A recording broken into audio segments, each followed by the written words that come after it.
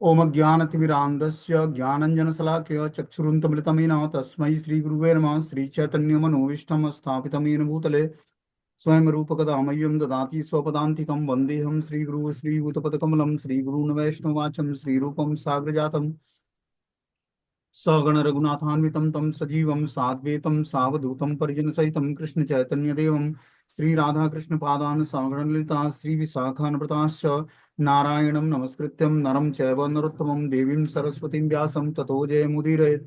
सुन्वतां स्वकथा कृष्ण पुण्ये श्रवण कीर्तनं हृदयन्तस्तु यद्राणि विदनोति सुरसतां नष्टप्रायेषु भद्रेषु नित्यं भागवत सेव्या भगवती उत्तम श्लोके भक्तिर्भवति नैष्टिकी तदा रजस्तमो भाव काम लोभादयश्चेत् चेत एतेन निरावृतम स्थित सत्वे प्रसिद्धति एवं प्रसन्न मनसो भगवद्भक्ति योगता भगवत तत्व विज्ञान मुक्त संगस्य जायते विद्यन्ते हृदय ग्रंथि छिद्यन्ते सर्व संशयम् क्षीयन्ते चास्य कर्माणि दृष्ट्वा एवात्मनेश्वरे मुखं करोति वाचालं पङ्गुं लङ्घयते गिरिं यत्कृपातं हम वन्दे परमानन्दमाधवं।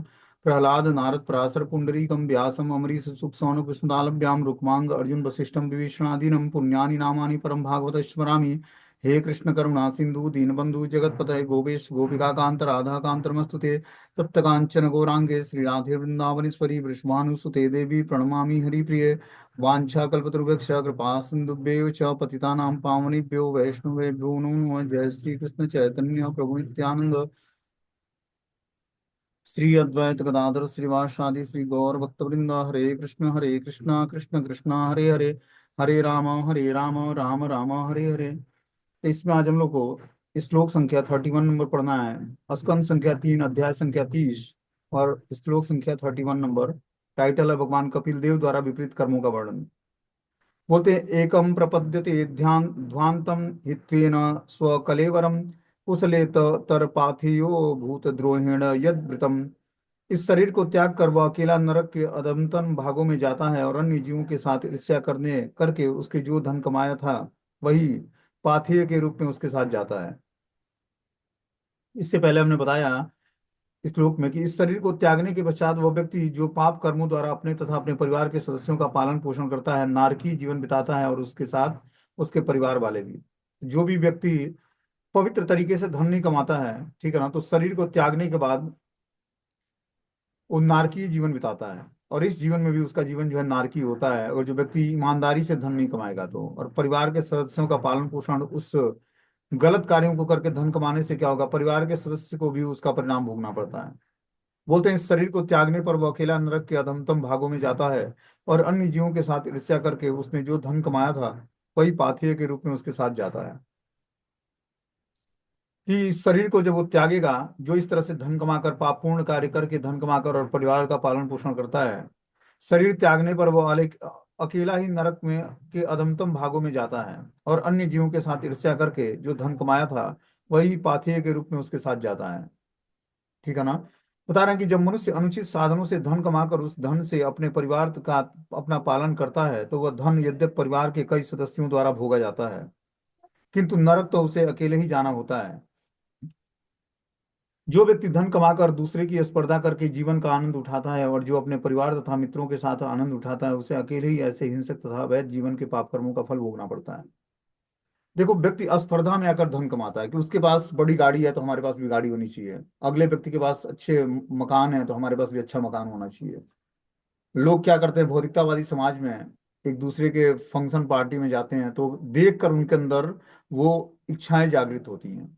अगला व्यक्ति जितना ही मेंटेन करता है भौतिक उपलब्धियों को या भौतिक स्टेटस को, उतना ही देखने वाला व्यक्ति भी स्टेटस को मेंटेन करना चाहता है, उसके लिए अथाह परिश्रम करके धन कमाता है। अब उस धन कमाने में हो सकता है उसको बहुत सारे स्ट्रगल करना पड़े, संघर्ष करना पड़े, चोरी करनी पड़े या झूठ बोलना पड़े, लेकिन वो इस स्टेटस को मेंटेन करने के लिए ये सब करने को तैयार हो जाता है। जो अपने परिवार तथा मित्रों के साथ आनंद उठाता है उसे अकेले ही ऐसे हिंसक तथा अवैध जीवन के पाप कर्मों का फल भोगना पड़ता है। ऐसा व्यक्ति हिंसक तथा अवैध जीवन के पाप कर्मों का फल उसको अकेले ही भोगना पड़ेगा क्योंकि उसने धन कमाया है गलत कार्य करके। उसके अंदर वासनाएं जगी भोग की और उस भोग की इच्छाओं को तृप्त करने के लिए उसने क्या किया, अनेक हिंसक कार्य किए और अवैध जीवन में बहुत सारे कर्म ऐसे किए जो अवैध था। उदाहरण यदि कोई मनुष्य किसी को मारकर कुछ धन प्राप्त करता है और उस धन से अपने परिवार का पालन पोषण करता है, तो जो कुछ कमाए हुए काले धन का भोग करते हैं वे ही अंशतः उत्तरदायी होते हैं, उन्हें भी नरक भेजा जाता है। किंतु जो प्रमुख होता है उसे विशेष रूप से दंडित किया जाता है। भौतिक भोग का फल यही है कि पाप फल ही उसके साथ लगता है, धन नहीं। उसके साथ कमाया धन उसी संसार में रह जाता है और वो अपने साथ केवल पाप कर्म ले जाता है। मान लो कि कोई व्यक्ति जो है बहुत ज्यादा पाप कर्म करके धन कमा लेता है कि हमारे आने वाले कई पीढ़ियों तक धन की कमी ना हो, तो आने वाले कई पीढ़ी तो भोग करेंगे धन का, लेकिन उसका पाप कर्म का जो भोग होगा वो उसको मिलेगा जो धन कमाया है गलत कार्य करके। इसीलिए हमें कोई गलत कार्य नहीं करना, ईमानदारी से जो मिले उसी से परिवार का पालन पोषण करना है। ये पारिवारिक जीवन में बहुत ही इंपॉर्टेंट पॉइंट है। जब पारिवारिक जीवन से अलग भी व्यक्ति है तो उसको ईमानदारी से धन कमाकर, जो ईमानदारी से कमाया हुआ धन है उसी से अपने परिवार का पालन पोषण करना चाहिए, उसी से अपनी परवरिश करनी चाहिए। तभी उसका आध्यात्मिक प्रोग्रेस होगा। और जो गलत तरीके से धन आता है तो उसकी बुद्धि शुद्ध नहीं होगी, उसका आहार पवित्र नहीं होगा। आहार और बुद्धि पवित्र नहीं होगी तो क्या होगा, उसका मन और बुद्धि, आहार के पवित्र न होने से मन और बुद्धि पवित्र नहीं होगी, और मन बुद्धि के पवित्र न होने से वो भगवान के भजन में अपने को लगा नहीं पाएगा, भगवान की भक्ति में लगा नहीं पाएगा।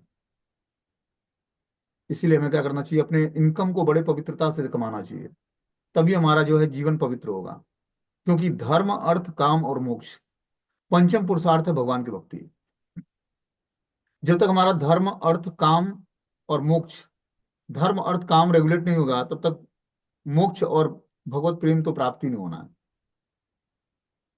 तो जब हम धर्म के नियमों का पालन करते हैं, धर्म मतलब वर्ण आश्रम धर्म, जिस वर्ण और आश्रम में है उस वर्ण और आश्रम के नियमों का दृढ़ता से पालन करके जब हम धन कमाते हैं, उसकी प्रिस्क्राइब ड्यूटी को प्रॉपर फॉलो करते हैं, तब जाकर हमारा अर्थ का स्रोत पवित्र होता है।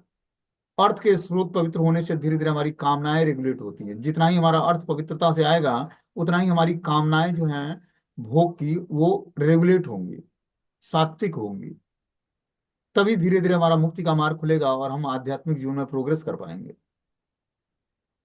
यही बता रहे हैं भगवान कपिल देव की भौतिक भोग का फल यही होता है कि पाप फल ही उसके हाथ लगता है, धन नहीं। उसके द्वारा कमाया धन उसी संसार में रह जाता है, वो अपने साथ केवल कर्म फल ले जाता है।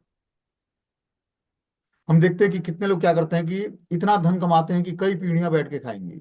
उनका ये मानना होता है कि मैं इतना कमा लूंगा कि आगे आने वाले कई पीढ़ियों तक को कुछ काम नहीं करना पड़ेगा। दुनिया भर की प्रॉपर्टी ले लेते, गाड़ी ले लेते, ट्रक खरीद लेते कि चलता रहेगा, धन आता रहेगा, किसी को कोई काम नहीं करना पड़ेगा। और अवांछित कार्य करके धन कमाया उन्होंने, और अवांछित जो है उसका जो भोग करने वाले व्यक्ति थे वो भी अवांछित थे, क्योंकि उन्होंने मेहनत किया नहीं तो उसका वो इम्पोर्टेंस जानेंगे नहीं। और इस कारण से वो गलत कार्यों में उसको धन को लगा देते हैं, और वो कई पीढ़ी खाने वाली जो होती है वो एक ही पीढ़ी पूरी नहीं होती है, उसी में समाप्त हो जाता है। इसीलिए बताया भगवान कपिल देव की जो है उस कमाए हुए धन को इसी संसार में रहना है और उसके साथ बस केवल कर्म फल जाएगा। जिस कारण से वो पाप कर्म करके धन कमाया वो उसके साथ पाप कर्म जाएगा उसके साथ। अतः परम विद्वान चाणक्य पंडित कहते हैं कि मनुष्य के पास जो कुछ भी है उसे सत् कार्य में या भगवान के लिए व्यय कर देना चाहिए, क्योंकि कोई अपने साथ धन दौलत नहीं ले जाता। धन दौलत यहीं रह जाती है और नष्ट हो जाती है। अतः या तो उस धन को त्याग दें या धन हमें त्याग देगा।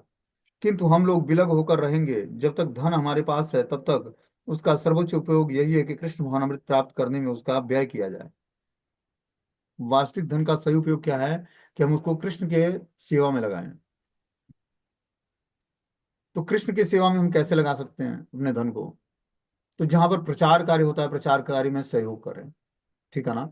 घर में भगवान के शिव ग्रहों की सेवा होती है तो उनके लिए हम अच्छे अच्छे वस्तु खरीद कर लाएं, वस्त्र ले आएं, भोग की सामग्री लाएं, ताकि भगवान की सेवा उचित प्रकार से हो सके। जहाँ वैष्णव गंगा यमुना तुलसी गाय ब्राह्मण वैष्णव की सेवा होती है भगवान की तदीय वस्तु की, वहां पर हमें कुछ डोनेशन देना चाहिए। तब जाकर जब हमारी गाड़ी कमाई जो है पवित्र होगी, धीरे धीरे जब हम कुछ डोनेट करेंगे तब हमारा अर्थ का साधन पवित्र होगा। और डोनेट नहीं करेंगे तो कुछ नहीं होगा। सारी जो जितनी हुई कमाया हुआ धन है वो सब आपके भोग के लिए नहीं है। ये आप धन कमा रहे हो, इसके पीछे ऋषि महात्माओं की कृपा है आप पर, तभी आप पारिवारिक जीवन में सुखी हो। इसीलिए मनुष्य के ऊपर जो पारिवारिक जीवन में जाता है देव ऋण ऋषि ऋण और पितृ ऋण होता है उसके ऊपर।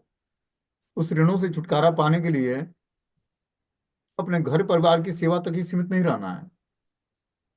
हमें कुछ कमा कर क्या करना है? ब्रह्मचारी, वानप्रस्थी और सन्यासियों की सेवा कर दी उस धन से। तब जाकर हमारा अर्थ धीरे धीरे पवित्र होगा और हमारे अंदर स्वीकृति जगेगी।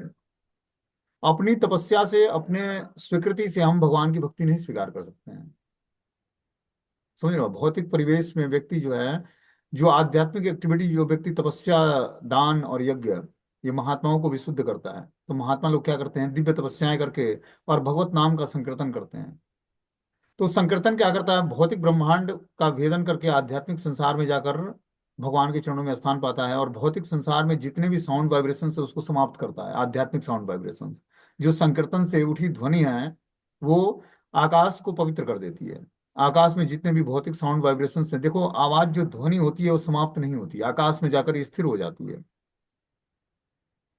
तो क्या है कि वो वाइब्रेशन समाप्त कैसे होगी? तो जब आध्यात्मिक वाइब्रेशन उत्पन्न होता है संकीर्तन से, तो सारे जो है, जो भौतिक साउंड वाइब्रेशन से समाप्त हो जाते हैं और आध्यात्मिक साउंड वाइब्रेशंस पूरे छा जाते हैं आकाश में। इस तरह से जो है आध्यात्मिक जो साउंड वाइब्रेशंस है, ये क्या करता है? धीरे धीरे सबके अंदर सात्विक चेतना उत्पन्न करता है। तो जब तक समाज में संकीर्तन हो रहा है, वर्णाश्रम धर्म का पालन हो रहा है, ब्राह्मण अपने ब्राह्मण नियमों का पालन कर रहा है, ठीक है ना, और क्षत्रिय वैश्य शूद्र अपने अपने धर्म का पालन कर रहे हैं। दूसरी बात है, ब्रह्मचारी, गृहस्थ, वानप्रस्थ और सन्यासी चारों आश्रमों के जो नियत कर्तव्य बता रहे हैं वो प्रॉपर तरीके से कर रहे हैं, तब तक जो है समाज में शांति बनी हुई है। ये डिसबैलेंस हुआ वर्ण और आश्रम धर्म का जो नियम है, तो वहां से जो है और करप्शन बढ़ता जाएगा धीरे धीरे। इसलिए भगवान ने शास्त्रों में, भगवत गीता में, उन्होंने वर्ण और आश्रम के नियमों का पालन कैसे करना है इसका बहुत ही विधिवत तरीके से ज्ञान प्रदान किया अर्जुन को। कि आप पहले वर्ण और आश्रम का, धर्म का नियम पालन करके आप पहले गृहस्थ, मतलब मनुष्य की कैटेगरी में आओ। ये भक्ति नहीं है, ये मनुष्य बनने के लिए वर्ण और आश्रम के नियमों का पालन करना होता है। तब उसका धर्म, अर्थ, काम, मोक्ष रेगुलेट होगा, तब तो वो पंचम पुरुषार्थ जानने के योग्य हो पाएगा, तब तो उसको स्वीकृति मिलेगी, तब तो वो भक्ति कर पाएगा।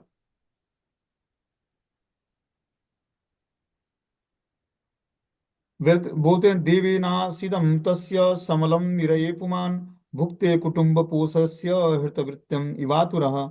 इस प्रकार भगवान की व्यवस्था से परिवार का पोषण करता अपने पाप कर्मों को भोगने के लिए नारकीय अवस्था में रखा जाता है, मानो उसकी सारी संपत्ति लूट गई है।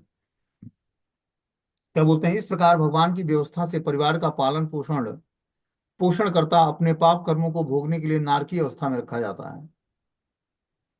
जैसे ही वो गलत कार्य करके धन कमाता है परिवार का पालन पोषण करने के लिए, तो भगवान की व्यवस्था के अनुसार भगवान ने एक सिद्धांत बना रखा है, नियम बना रखा है, जो जैसा कर्म करेगा उसको परिणाम उस तरह भोगना पड़ेगा। फिर भगवान आपके कर्मों में कोई इंटरफेयर नहीं करते हैं। भगवान ने आपको स्वतंत्रता दी है, आपको नियम सिद्धांत देने के लिए, बताने के लिए शास्त्र दिए हैं, ठीक है ना, आदेश वाहक गुरु समाज में है।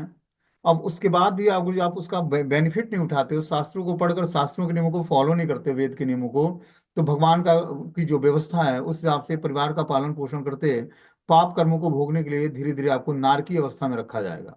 प्रकृति के द्वारा प्रकृति क्या करती है? भगवान के नियमों के अनुसार सजा सुनाती है। विधान भगवान ने रचा है और प्रकृति उसको क्रियाशील करती है। मानो उसकी सारी संपत्ति लूट गई हो, तो वो उसको नारकी अवस्था में रखा जाता है, जो व्यक्ति पाप कर्म करके और अपने परिवार का पालन पोषण करता है। यहाँ उदाहरण दिया गया है कि पापी मनुष्य को वैसे ही कष्ट होता है जिस प्रकार मनुष्य की संपत्ति लूटने पर होती है। बद्ध जीव को अनेक जन्मों के बाद मनुष्य का शरीर प्राप्त होता है और यह अमूल्य निधि है, किंतु यदि कोई मुक्ति प्राप्त करने के लिए इस जीवन का उपयोग नहीं करता, वरना अपने तथाकथित परिवार के पालन पोषण में ही लगा रहता है, तो इस तरह मूर्खतापूर्ण और अवैध कर्म करता रहता है, तो वह उस परिवार के समान है जो अपनी सारी संपत्ति लूट चुकने पर शोक करता है। संपत्ति लूट जाने पर शोक करने से क्या लाभ होगा? किंतु जब तक पास में संपत्ति रहे तब तक उसका समुचित उपयोग करके शाश्वत लाभ प्राप्त किया जा सकता है। क्या बोलते हैं यहाँ पर? कि पापी मनुष्य को वैसे ही कष्ट होता है जिस प्रकार मनुष्य की संपत्ति लूटने पर होती है। जैसे मनुष्य की सारी संपत्ति लूट जाए तो उसको बहुत कष्ट का अनुभव होता है, उसी तरह पापी मनुष्य को भी वैसे ही कष्ट होता है जिस तरह संपत्ति के लूटे हुए मनुष्य को कष्ट होता है। बद्ध जीव को अनेक जन्मों के बाद मनुष्य का शरीर प्राप्त होता है और यह अमूल्य निधि है। अनेक जन्मों तक भटकता भटकता जीव जो है, जब उसकी स्वीकृति उत्पन्न होती है तब जाकर उसको मनुष्य शरीर मिलता है। इतना आसानी से नहीं मनुष्य शरीर मिलता है।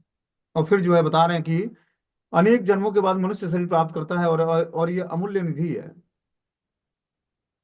किंतु यदि कोई मुक्ति प्राप्त करने के लिए इस जीवन का उपयोग नहीं करता है, वरना अपने तथाकथित परिवार के पालन पोषण में ही लगा रहता है, तो इस तरह की मूर्खतापूर्ण तथा अवैध कर्म करता है, तो वह उस पुरुष के समान है जो अपनी सारी संपत्ति लूट चुकने पर शोक करता है।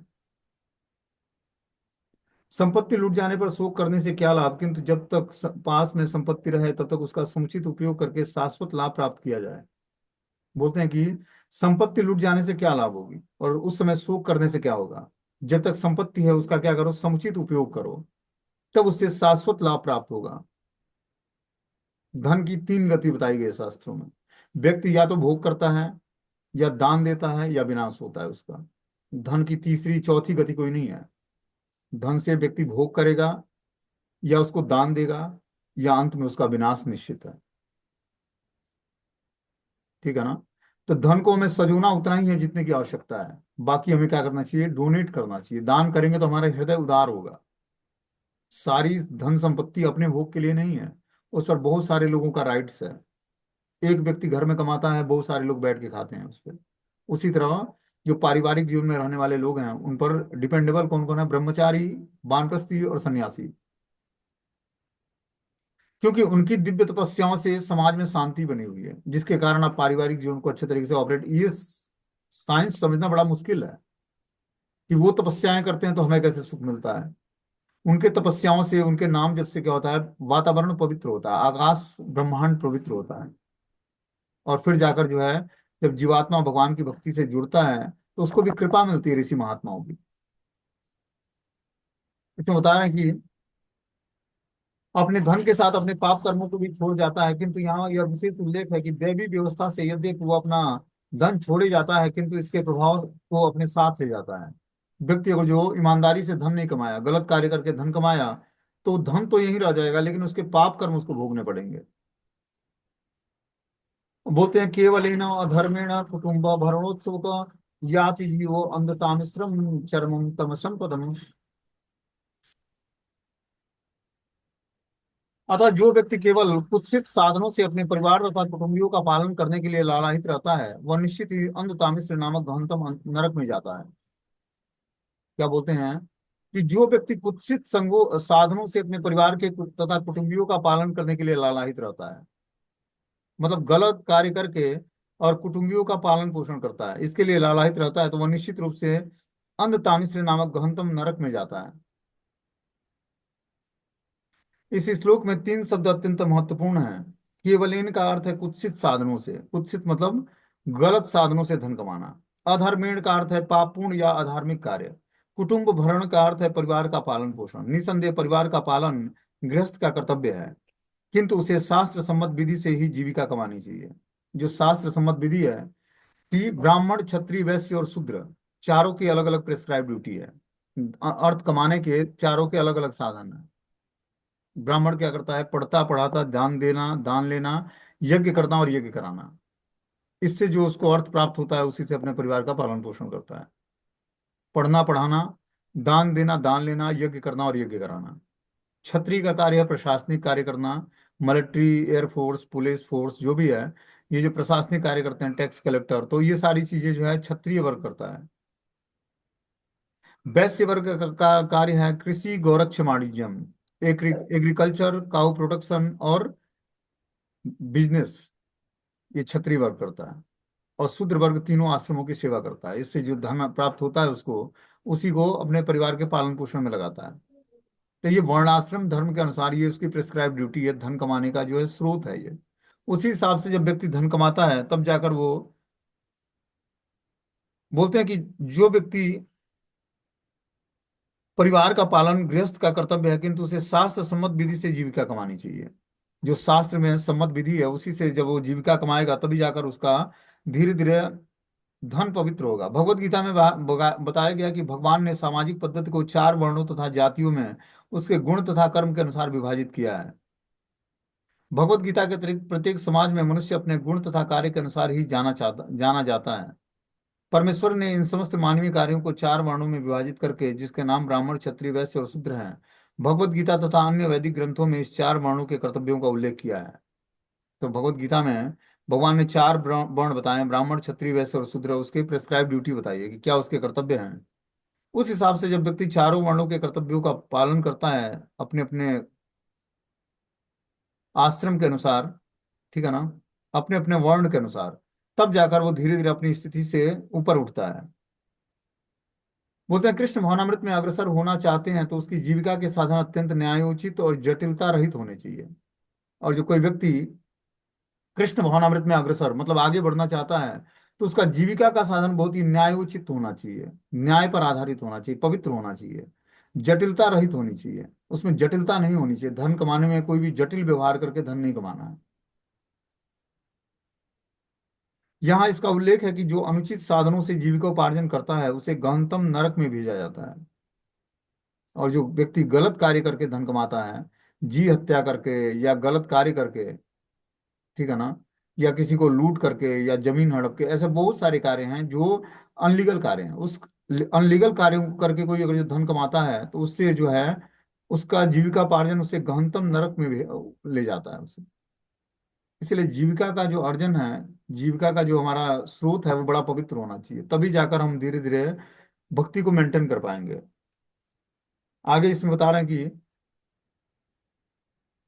अधस्थान नरको नरक लोकस्य यावत् तिर्यातनादयम् क्रमशः समनुक्रम्यम पुनरत्याव्रजेक्षु चक्षुति।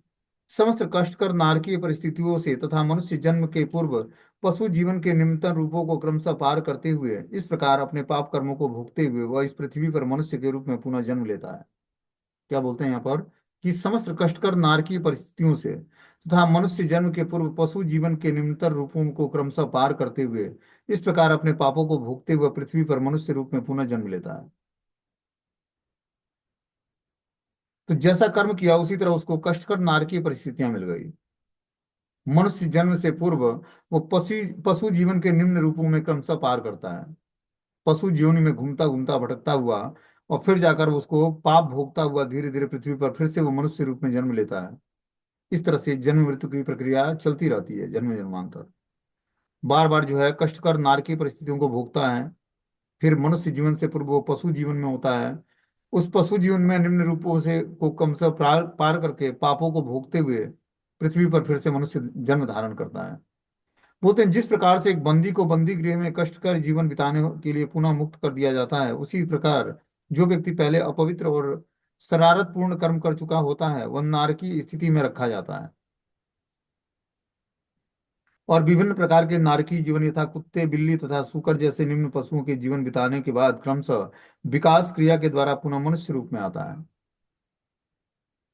तो धीरे धीरे पाप कर्मों को भोग करके व्यक्ति अपना विकास करता है। जैसे जैसे उसने मनुष्य जीवन में कर्म किया उसी उसी हिसाब से उसको फिर से नया नया शरीर धारण करना पड़ता है। फिर जब वो पाप कर्म समाप्त होते हैं फिर से उसको मनुष्य जीवन मिलता है, फिर से भगवान उसको बुद्धि प्रदान करते हैं। लेकिन बुद्धि का सही उपयोग नहीं करेगा तो फिर से पशुवत जीवन में जाना पड़ेगा उसको।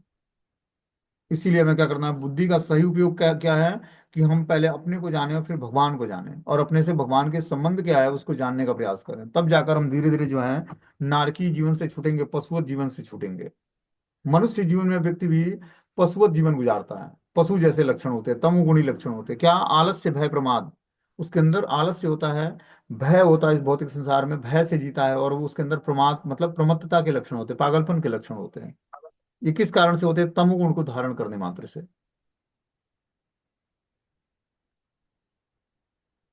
बोलते हैं भगवत गीता में कहा गया कि योगाभ्यास में लगा व्यक्ति कभी कभी अच्छी तरह से उसे पूरा नहीं कर पाता और वह किसी न किसी कारण से नीचे गिर जाता है, किंतु तो भी अगले जीवन में उसका मनुष्य होना निश्चित है। यह कहा गया कि ऐसा व्यक्ति जो योग के पद से च्युत होता है उसे किसी अत्यंत धनी परिवार में या पवित्र कुल में जन्म लेने का अवसर दिया जाता है। और जो मान लो कि लंबे समय तक भक्ति करके वो व्यक्ति, ऐसा व्यक्ति जो योग के पद से च्युत हो जाता है, योगाभ्यास के पद से मतलब भक्ति योग के पद से च्युत हो गया, तो उसे फिर से भगवान फैसिलिटी देते हैं कि धनी परिवार या अत्यंत पवित्र कुल में जन्म लेने का अवसर प्रदान करते हैं। इससे यह अर्थ लगाया जाता है कि धनी परिवार किसी बड़े व्यापारिक कुल का सूचक है, क्योंकि जो लोग व्यापार करते हैं वे अत्यंत धनी होते हैं। तो भगवान उसको बड़े व्यापारिक कुल में उसको जन्म देते हैं जहां पर उसको धन का अभाव ना हो। जो व्यक्ति आत्म साक्षात्कार में या परमेश्वर के साथ संबंध स्थापित करने में लगा रहता है किंतु उसे पूरा नहीं कर पाता, उसे धनी परिवार या किसी पवित्र ब्राह्मण कुल में जन्म लेने देते हैं। तो देखो, भगवान दो प्रक्रियाओं से जन्म देते हैं फिर से मनुष्य का। एक तो व्यक्ति कुछ समय तक भक्ति करा, फिर उसके अंदर भोग की इच्छाएं जागृत हुई, उसने भक्ति छोड़ दिया। उसको भगवान धनी परिवार में बड़े व्यापारी कुल में जन्म देते हैं और फिर से भक्ति के फैसिलिटी देते हैं उसको। दूसरा व्यक्ति है कि बहुत ही स्ट्रगल करके भक्ति में अपने को आत्म साक्षात्कार और परमेश्वर के साथ संबंध स्थापित करने के लिए योग में लगा रहता है, किंतु उसे पूरा नहीं कर पाता है इस जीवन में। तो फिर उसको भगवान किसी धनी परिवार में या पवित्र ब्राह्मण कुल में जन्म देते हैं, जहाँ वो शुरुआत से ही भगवान की भक्ति को प्राप्त करता है। दोनों ही तरह से उसे अगले जीवन में मनुष्य समाज में जन्म लेने की गारंटी रहती है। अतः यह निष्कर्ष निकलता है कि जो तामिश्र या अंध तामिश्र जैसे नरक का जीवन बिताना नहीं चाहते, उसे कृष्ण भक्ति की विधि अपनानी चाहिए, जो प्रथम कोटि की योग पद्धति है। ये कृष्ण भावनामृत की जो पद्धति है, ये प्रथम कोटि की है योग पद्धति। इसको फॉलो करके व्यक्ति जो है धीरे धीरे नारकी जीवन से छूट जाएगा। क्योंकि यदि कोई उससे इस जीवन में पूर्ण कृष्ण भावनामृत प्राप्त नहीं कर पाता, तो अगले जन्म में मनुष्य परिवार में उसका जन्म निश्चित है। मान लो कि इस जीवन में भक्ति सफल नहीं हुई, लेकिन अगर जो व्यक्ति आध्यात्मिक चेतना जागृत कर लिया, तो फिर से उसको मनुष्य जीवन मिलेगा। बोलते हैं कि तो अगले जन्म में मनुष्य परिवार में उसका जन्म होगा, उसे नरक नहीं भेजा जाता। कृष्ण भावनामृत होना शुद्धतम जीवन है। इसलिए हमें क्या करना है? कृष्ण भावनामृत जीवन स्वीकार करना है। यही हमारा शुद्धतम जीवन है। इसके बिना सारा जीवन जो है नरक तुल्य है। और जो हम कृष्ण भावनामृत का अनुशीलन नहीं करते हैं, यह सभी मनुष्यों को नरक की ओर जाकर कुत्तों तथा शुकरों के परिवार में जन्म लेकर नरक की ओर जाने से बचाता है। कि अगर जो व्यक्ति नरक से बचना चाहता है, तो उसको क्या करना पड़ेगा? कृष्ण भावनामृत का अनुशीलन करना पड़ेगा। तब वो धीरे धीरे जाकर इस तामसिक जो लक्षण है उससे छूट पाएगा और तमोगुणी जन्म से छूट पाएगा। जो पशुवत जीवन है वो तमोगुणी जीवन है, जैसे कुत्तों का जीवन या सूकरों का जीवन। ऐसे जीवन से वो छुटकारा प्राप्त कर पाएगा और धीरे धीरे भगवान की भक्ति को स्वीकार कर पाएगा और अपनी चेतना को कृष्ण भावनामृत में स्थिर कर पाएगा। ठीक है। तो इस तरह से ये भगवान कपिल देव द्वारा विपरीत कर्मों का वर्णन जो आज अध्याय जो है समाप्त हो गया यहाँ पर। अब आगे जो है 31वां अध्याय श्रीमद् भागवतम का थर्ड कैंटो का है, उसको हम लोग